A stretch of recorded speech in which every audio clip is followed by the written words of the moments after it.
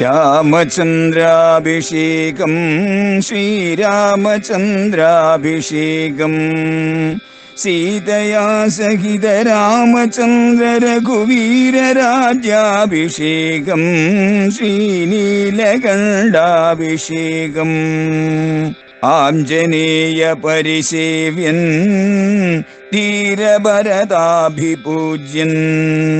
വീരലക്ഷ്മണ കുമാര ശത്രുഘ്ന സോദരാർച്ചിത പദാബ്ജൻ ശ്രീനീലകണ്ഠ ഹൃദയേശൻ രാമചന്ദ്രാഭിഷേകം ശ്രീരാമചന്ദ്രാഭിഷേകം.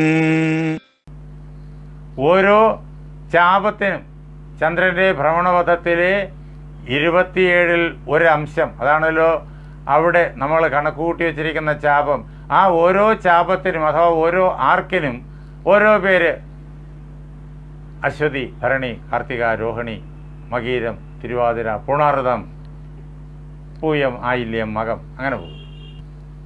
അങ്ങനെ ഇതെല്ലാം ഓരോ ചാപമാണ്. അപ്പോൾ ഇന്ന് ഇന്ന നക്ഷത്രമാണെന്ന് പറഞ്ഞാൽ ചന്ദ്രൻ നിൽക്കുന്നത് അവിടെയാണെന്നാണ് എൻ്റെ അർത്ഥം. നമ്മുടെ ഉള്ളിലെ ചന്ദ്രനും അവിടെയാണ് നിൽക്കുന്നത്, വെളിയിലുള്ള ചന്ദ്രനും അവിടെയാണ് നിൽക്കുന്നത്. അതാണ് നക്ഷത്രം പുനർവസു. രാമൻ അവതരിക്കുമ്പോഴേക്കും പുണർദം നക്ഷത്രത്തിൽ അഥവാ ആ പുണർദം എന്ന് പേരിട്ടിരിക്കുന്ന ചാപത്തിൽ ആ സ്ഥാനത്താണ് ചന്ദ്രൻ്റെ സ്ഥാനം. നവമിയല്ലോ തിഥി. തിഥി എന്നുള്ളത് നവമിയാണ്. ഇത് മേടമാസമാണ്. മലയാളത്തിലെ കണക്ക് നമ്മൾ പറയുമ്പോൾ അത് സൗരവർഷമാണ്. ചാന്ദ്രവർഷത്തിലും ഇത് തന്നെ നോക്കണം. ചാന്ദ്രവർഷം നോക്കുമ്പോഴേക്കും മാസം എന്ന് പറയുന്നത് ഇപ്പോൾ ഈ മേടത്തിൽ മാസം എന്ന് പറയുന്നത് മീന അവസാനം തൊട്ട് മേടം ഏതാണ്ട് അവസാനം ആകുന്നതിന് മുമ്പ് വരെ ചൈത്രമാസമാണ്. അങ്ങനെ ചൈത്രമാസത്തിലെ നവമി, വെളുത്ത പക്ഷത്തിലെ നവമി. ഏത് ചാന്ദ്രമാസവും തുടങ്ങുന്നത് വെളുത്ത പക്ഷത്തിലെ പ്രഥമ തൊട്ടാണ്. കറുത്ത വാവ് കഴിഞ്ഞ് അടുത്ത ദിവസം തൊട്ടാണ്, പ്രഥമ തൊട്ടാണ് ചാന്ദ്രമാസം ആരംഭിക്കുന്നത്. അപ്പോൾ പ്രഥമ, ദ്വിതീയ അല്ലെങ്കിൽ പ്രതിപദം, ദ്വിതീയ എന്നിങ്ങനെ പോവും. പ്രഥമ, ദ്വിതീയ, തൃതീയ, ചതുർത്ഥി, പഞ്ചമി, ഷഷ്ടി ഇങ്ങനെ പോവും. സപ്തമി, അഷ്ടമി, നവമി. ചന്ദ്രൻ അവിടം വരെ എത്തിക്കഴിഞ്ഞിരിക്കുന്നു. ഇനി അടുത്തത് ചന്ദ്രൻ അങ്ങ് പൗർണമിയിലെത്തും. ചതുർദശി കഴിഞ്ഞ് അടുത്തത് പഞ്ചദശി, അതായത് അന്ന് പൗർണമിയാണ്. അന്ന് പൂർണ്ണ ചന്ദ്രനെ കാണാം. അത് കഴിഞ്ഞാലോ വീണ്ടും ചന്ദ്രൻ അങ്ങോട്ട് പോകുമ്പോൾ അങ്ങോട്ട് പ്രഥമ, ദ്വിതീയ, തൃതീയ എന്ന് പറഞ്ഞിങ്ങനെ നമ്മൾ കണക്കൂട്ടും അതിനെ. അപ്പോഴേക്കും ചന്ദ്രൻ തേഞ്ഞ് അവസാനം 15-ാം ദിവസം ചന്ദ്രനെ കാണാനേ പറ്റില്ല. എന്താ, സൂര്യനും ഭൂമിക്കും ഇടയ്ക്കാ ചന്ദ്രൻ. സൂര്യൻ്റെ വെളിച്ചം വീഴുന്ന ചന്ദ്രൻ്റെ ഭാഗം മറുവശത്താണ്. വെളിച്ചം വീഴാത്ത ഭാഗമാണ് നമുക്ക് അഭിമുഖമായി നിൽക്കുന്നത്. അതുകൊണ്ട് കറുത്തവാവ്, അമാവാസി. വീണ്ടും അടുത്ത ദിവസം തൊട്ട് ഇതാ ചന്ദ്രൻ ഇങ്ങനെ വർദ്ധിച്ചു വരും. ഇതാണ് തിഥി. ഓരോ ദിവസവും അത് സൂര്യൻ്റെ വെളിച്ചം വീഴുന്നതനുസരിച്ചിട്ട് നമ്മൾ കണക്കൂട്ടി വച്ചിരിക്കുന്ന ദിവസത്തിൻ്റെയും ഈ തിഥിയുടെയും കാര്യത്തിൽ കുറച്ച് സമയത്തിൽ വ്യത്യാസമുണ്ട്.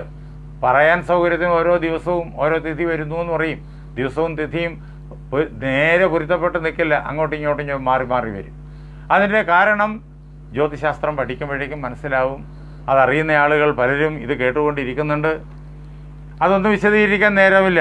അങ്ങനെ ചൈത്രമാസത്തിലെ വെളുത്ത പക്ഷത്തിലെ 9-ാം ദിവസം നവമി തിഥി. നമുക്ക് നവരാത്രം എന്ന വിശേഷ സമയമുണ്ട്. ചൈത്രമാസത്തിലുമുണ്ട് നവരാത്രം, ആശ്വിന മാസത്തിലുമുണ്ട് നവരാത്രം. മലയാളികളായ നമ്മൾ നവരാത്രി എന്നാണ് പറയുക, നവരാത്രം എന്ന് സംസ്കൃതം. ആശ്വിന മാസത്തിലെ നവരാത്രം, അതാണ് നവരാത്രി മഹോത്സവമായിട്ട് ദേവീ പൂജ പ്രധാനമാണ്. നമ്മളിവിടെ ആചരിക്കുന്നു, പൂജിക്കുന്നു. വിദ്യാരംഭമൊക്കെ ഇവിടെ നമ്മൾ മുഖ്യമായും ആ സമയത്ത് നടത്തുന്നു. ഇതേപോലെ ചൈത്രമാസത്തിലെ നവരാത്രം, അതും ഇതേപോലെ തന്നെ ആശ്വിന മാസത്തിലെ നവരാത്രം പോലെ തന്നെ പ്രധാനമാണ്. പുരാണങ്ങൾ നോക്കിക്കഴിഞ്ഞാൽ ഈ ദിവസങ്ങളുടെ പ്രാധാന്യമൊക്കെ വർണ്ണിച്ചിരിക്കുന്നത് കേൾക്കാം. ആ ദിവസങ്ങളിൽ എന്തൊക്കെ പൂജാദികൾ ചെയ്യണം, അനുഷ്ഠാനങ്ങൾ ചെയ്യണമെന്നൊക്കെ ഈ പുരാണങ്ങളിൽ പറഞ്ഞു വെച്ചിട്ടുണ്ട്. അതിനൊക്കെ കാരണങ്ങളുമുണ്ട്. വലിയ ശാസ്ത്രമാണത്. അപ്പോൾ ഈ നവരാത്രങ്ങളെക്കുറിച്ച് വളരെ വിശദമായി പറയും. അങ്ങനെ ചൈത്രമാസത്തിലെ നവരാത്രം വളരെ വിശിഷ്ടമാണ്. ആ നവരാത്രത്തിലെ നവമി, അശ്വിനമാസത്തിലെ നവമിയുടെ എന്നുള്ള പൂജയ്ക്ക് വളരെയേറെ പ്രാധാന്യം.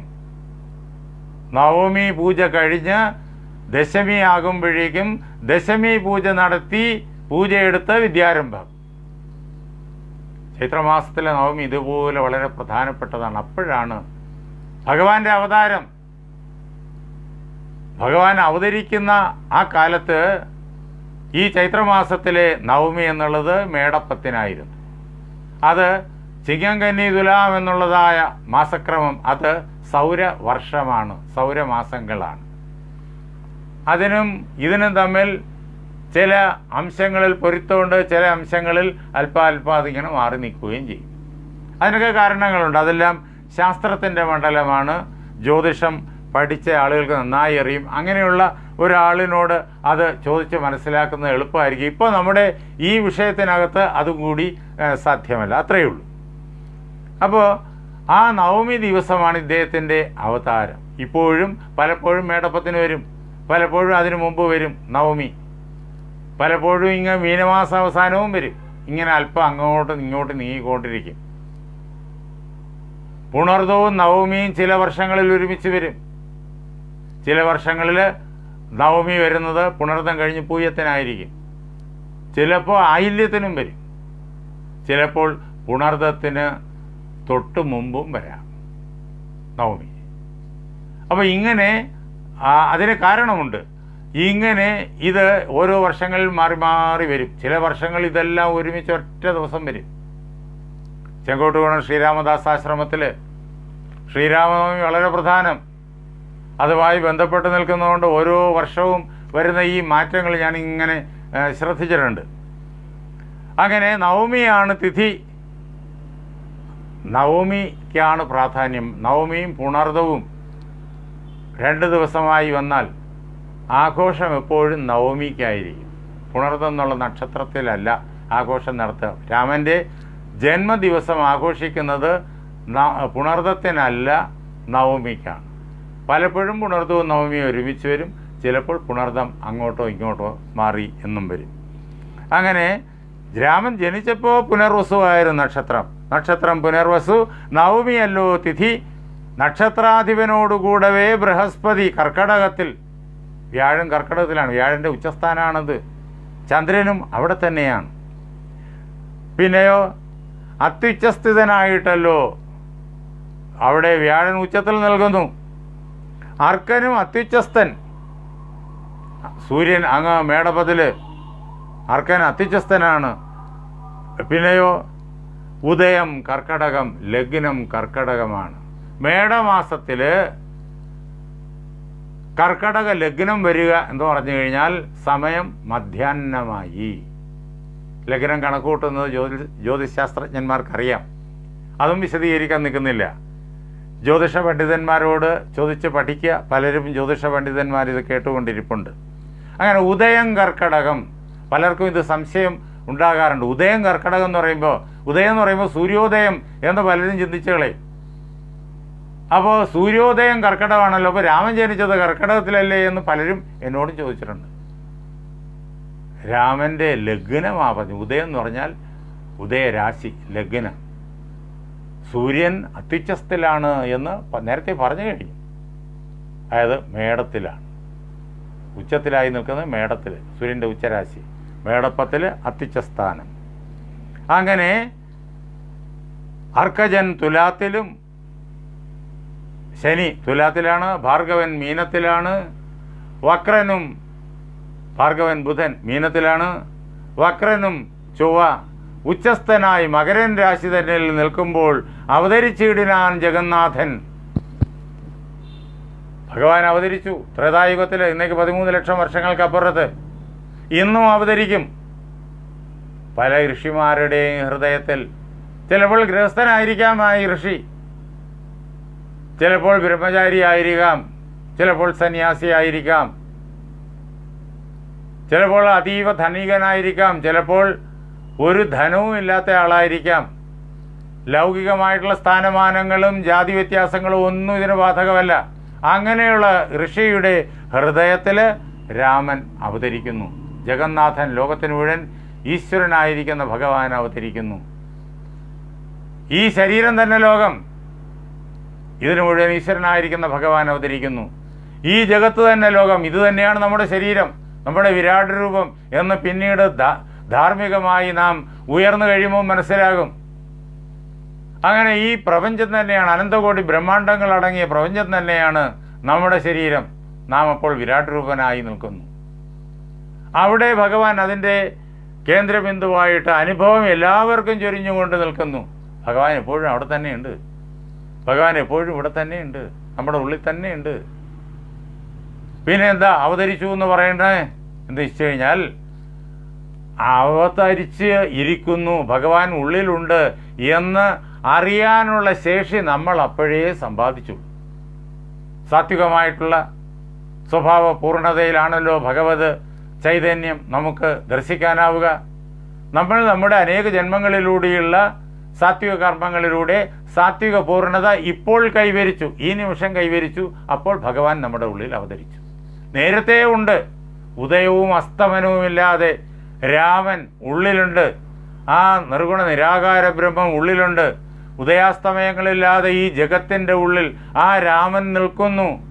ആ പരമാത്മാവ് നിർഗുണ നിരാകാര ബ്രഹ്മം നിറഞ്ഞു നിൽക്കുന്നു. പക്ഷെ നമ്മൾ അത് കാണാനുള്ള യോഗ്യത നേടിയില്ല. കണ്ണടച്ചു വെച്ചാൽ കാണാൻ പറ്റുമോ? ഇല്ലല്ലോ, കണ്ണ് തുറക്കണം. അങ്ങനെ നമ്മുടെ ഉള്ളിലുള്ള രജസിനെയും തമസിനെയും നാം എപ്പോഴാണോ പൂർണ്ണമായും ദൂരീകരിക്കുന്നത്, അപ്പോൾ നാം രാമനെ കാണുന്നു. അതാണ് രാമൻ അവതരിച്ചു. ഇങ്ങനെ പഞ്ചഗ്രഹങ്ങൾ ഉച്ചത്തിൽ നിൽക്കുമ്പോഴേക്കും അവതരിച്ചിടിനാൻ ജഗന്നാഥൻ. അപ്പോൾ ദിക്കുകളൊക്കെ പ്രകാശിക്കും.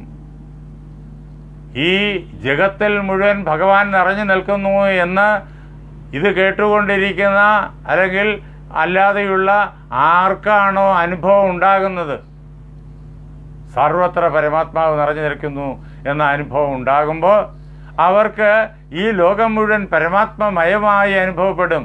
പരമാത്മാവ് സത്താണ്, ജനിമൃതികളില്ലാത്തതാണ്, മാറ്റങ്ങളില്ലാത്തതാണ്. ചിത്താണ്, ജ്ഞാനസ്വരൂപമാണ്.